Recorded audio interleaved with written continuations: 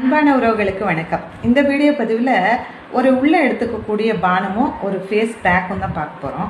எதை வச்சு அப்படின்னா, இந்த சங்குப்பூவை வச்சு. இந்த சங்குப்பூ எங்கே கிடைச்சாலும் விட்டுறாதீங்க. இதை ஃப்ரெஷ்ஷாகவும் யூஸ் பண்ணலாம், காய வச்சியும் பயன்படுத்தலாம்.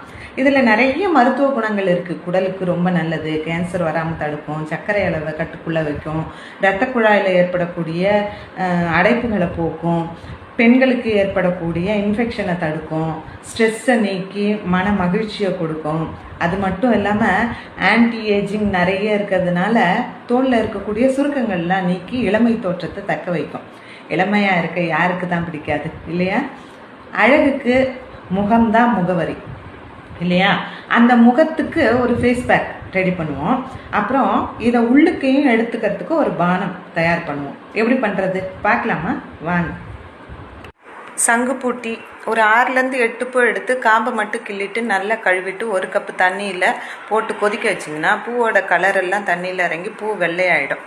அதுக்கப்புறம் அதை வடிகட்டி 1 ஸ்பூன் தேன் ஊற்றி வெதுவெதுப்பான சூட்டில் காப்பி டீக்கு பதிலாக காலையில் குடிச்சிக்கணும்.